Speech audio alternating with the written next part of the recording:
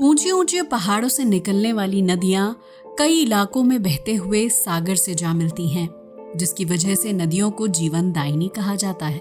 लेकिन क्या आप जानते हैं कि हमारे देश भारत में एक ऐसी नदी भी है जो अदृश्य होकर बहती है और उस नदी के बहने के निशान जमीन पर देखने को मिलते हैं। हम बात कर रहे हैं सरस्वती नदी की, जिसका संबंध महाभारत काल से है।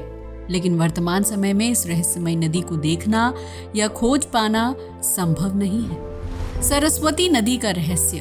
उत्तर प्रदेश के प्रयागराज में गंगा और यमुना नदी का संगम होता है और इस संगम को पवित्र माना जाता है। इस जगह पर हर 12 साल में कुंभ का मेला लगता है, जहां साधु संत से लेकर आम लोग स्नान करने के लिए इकट्ठा होते हैं और अपने जीवन के पापों से मुक्ति प्राप्त करते हैं। लेकिन क्या आप जानते हैं कि प्रयागराज के संगम में सिर्फ गंगा और यमुना नदी का मिलन नहीं होता है, बल्कि इस जगह पर एक गुप्त नदी यानी सरस्वती भी मिलती है और इस वजह से इसे त्रिवेणी संगम यानी 3 नदियों का संगम माना जाता है। लेकिन अगर आप संगम पर नजर दौड़ाएंगे तो वहां आपको सिर्फ 2 नदियां आपस में मिलते हुए दिखाई देंगी। तो सवाल आता है कि आखिर तीसरी नदी कहां से और कैसे संगम में आकर मिलती है और इसका इतिहास से क्या ताल्लुक है। इतिहासकारों की माने तो सरस्वती नदी का इतिहास सिंधु नदी और सिंधु घाटी सभ्यता के जितना ही पुराना है, क्योंकि प्राचीन दौर में लोग नदी के किनारे बसते थे और अपनी पानी संबंधी जरूरतों को पूरा करते थे। लेकिन कुछ इतिहासकारों का मानना है कि सरस्वती नदी का अस्तित्व सिंधु नदी और सिंधु घाटी सभ्यता से भी कई वर्ष पुराना है, क्योंकि ऋग्वेद में सरस्वती नदी का जिक्र मिलता है। ऋग्वेद में बताया गया है कि धरती पर एक ऐसी नदी है जिसने एक सभ्यता को जन्म दिया है। इसे भाषा, ज्ञान, कला और विज्ञान की देवी भी माना जाता है, जबकि इस नदी के किनारे बैठकर ऋग्वेद के अहम अध्याय लिखे गए हैं। ऋग्वेद में सरस्वती नदी को अन्नवती और उदकवती नाम भी दिया गया है, जबकि महाभारत काल के दौरान इस नदी को प्लक्षवती, वेद स्मृति और वेदवती जैसे विभिन्न नामों से जाना जाता था। बताया जाता है कि सरस्वती नदी यमुना के पूर्व और सतलुज के पश्चिम में बहती है, जबकि इसी नदी के किनारे कुरुक्षेत्र था और इसी के पास महाभारत का युद्ध भी लड़ा गया था। लेकिन वर्तमान समय में कुरुक्षेत्र और उसके आसपास के इलाकों की शक्ल पूरी तरह से बदल गई है, जबकि यहाँ कुछ स्थानों पर प्राचीन जलाशय देखने को मिलते हैं। तो सवाल आता है कि अगर सरस्वती नदी इतनी खास थी तो वो अचानक से कहाँ गायब हो गई। सरस्वती नदी को लेकर महाभारत में एक उल्लेख मिलता है, जिसमें ये बताया गया है कि सरस्वती नदी एकाएक गायब हो गई थी और जिस जगह पर ये नदी गायब हुई थी उस जगह को विनाशना के नाम से जाना जाता है। सरस्वती नदी का संबंध भगवान कृष्ण से भी है, क्योंकि ये माना जाता है कि श्री कृष्ण के बड़े भाई बलराम ने द्वारका से मथुरा तक पहुंचने के लिए सरस्वती नदी में सफर किया था। इसी तरह जब यादव वंश का अंत हुआ था तो उनके पार्थिव शरीर और अवशेषों को भी सरस्वती नदी में प्रवाहित किया गया था और इसी वजह से सरस्वती नदी को धार्मिक रूप से अहम स्थान दिया जाता है। जिन स्थानों से सरस्वती नदी बहती थी उन स्थानों पर जमीन में पानी के बहाव और कटाव के निशान देखने को मिलते हैं। भारत की इस अहम नदी के गायब होने की असल वजह को जानने के लिए कुछ विदेशी खोजकर्ताओं ने रिसर्च शुरू की थी, जिसके लिए उन्होंने ऋग्वेद में बताई गई जगहों पर शोध किया था। इस शोध काम को करने वाले लोगों में माइकल डैनिनो नाम के शख्स अहम थे, जिन्होंने सरस्वती नदी के ऊपर द लॉस्ट रिवर नाम की रिसर्च प्रकाशित की थी। उन्होंने बताया कि सरस्वती नदी आकार में बहुत बड़ी थी, जो आज के भारत तिब्बत सीमा के बीच पहाड़ों से बहकर निचले इलाकों तक आती थी। लेकिन कई जगहों पर सरस्वती नदी का बहाव बहुत कम हो जाता था। हालांकि मॉनसून के सीजन में लगातार बारिश होने की वजह से सरस्वती नदी के जलस्तर में बढ़ोतरी होती थी, जिसकी वजह से नदी का किनारा 3 से 10 किलोमीटर तक चौड़ा हो जाता था। इतिहासकार बताते हैं कि सरस्वती नदी हमेशा यमुना और सतलुज नदी के बीच बहती थी, जबकि इसका बहाव पूर्व से पश्चिम दिशा की ओर रहता था। लेकिन आज से लगभग 4000 ईसा पूर्व में सरस्वती नदी सूखने लगी थी, क्योंकि उस वक्त धरती में बड़े स्तर पर भौगोलिक और जलवायु परिवर्तन हुआ था।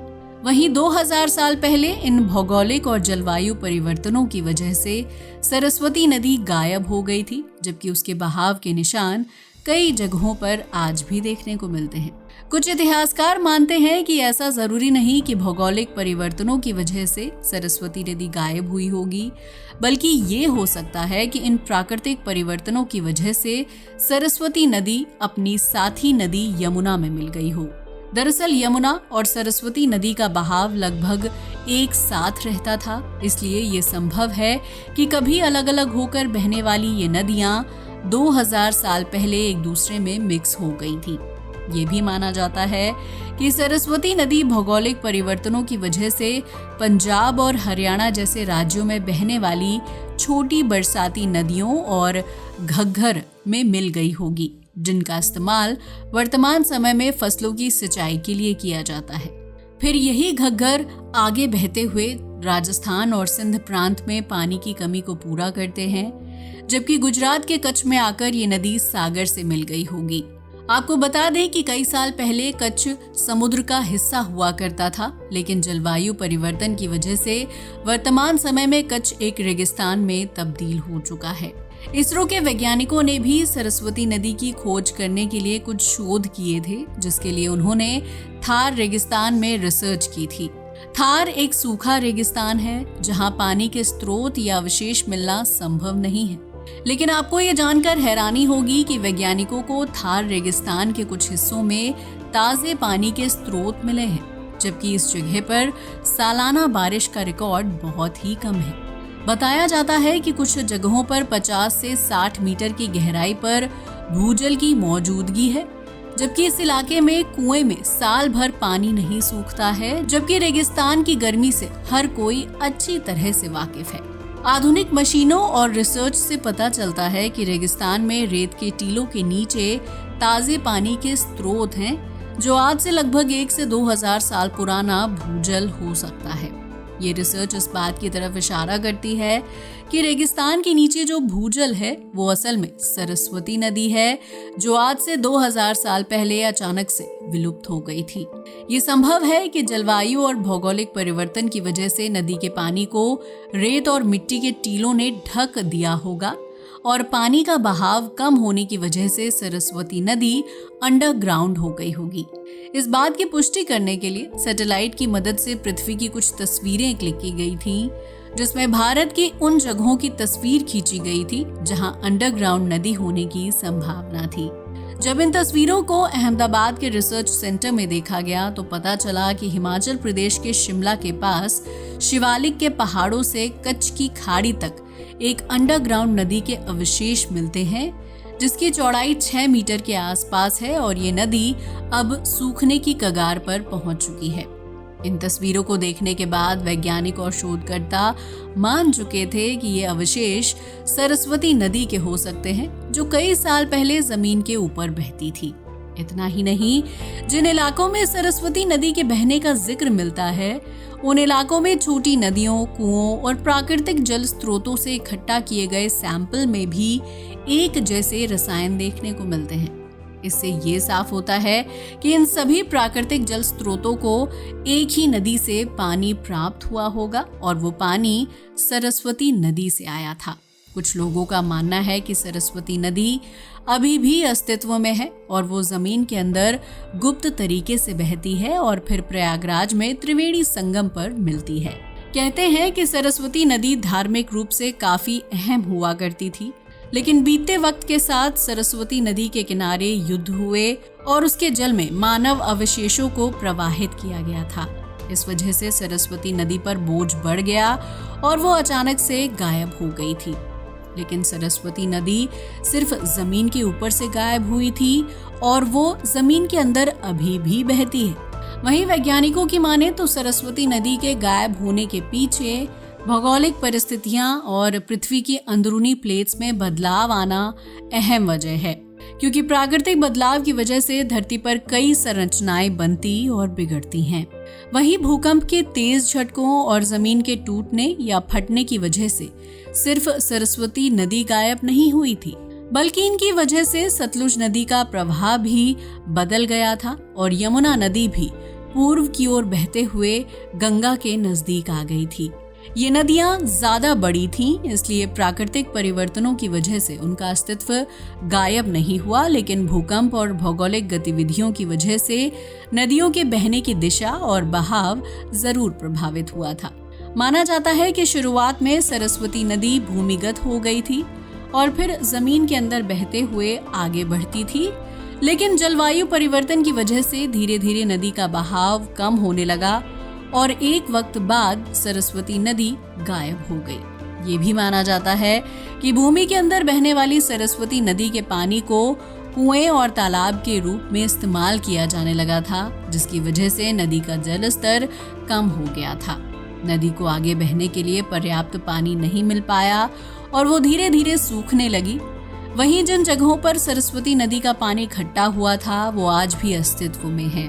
वहीं जलवायु परिवर्तन की वजह से सरस्वती नदी के ऊपर रेत और मिट्टी के टीले इकट्ठा होते चले गए। वहीं बरसात का पानी ना मिलने की वजह से सरस्वती नदी का बहाव कभी इतना तेज नहीं हो पाया कि वो इन रेत और मिट्टी के टीलों को तोड़ते हुए बाहर निकल सके।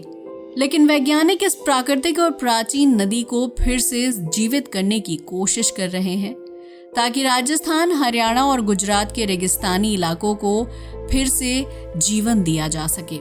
इससे इन इलाकों में रहने वाले लोगों को पीने के पानी की कमी का सामना नहीं करना पड़ेगा, जबकि नदी के पुनर्जीवित होने से बरसात में बढ़ोतरी होगी और जलवायु परिवर्तन की वजह से बढ़ते तापमान में भी राहत मिलेगी।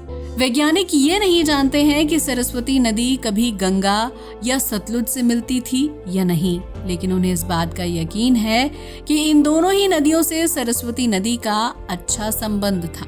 तो दोस्तों, अब तो आप समझ गए होंगे कि सरस्वती नदी को रहस्यमय क्यों माना जाता है और इसके गायब होने के पीछे असल वजह क्या थी। आज के लिए बस इतना ही। वीडियो अच्छा लगा हो तो इसे लाइक और शेयर करें, साथ ही हमारे चैनल को भी सब्सक्राइब करें। जय हिंद दोस्तों।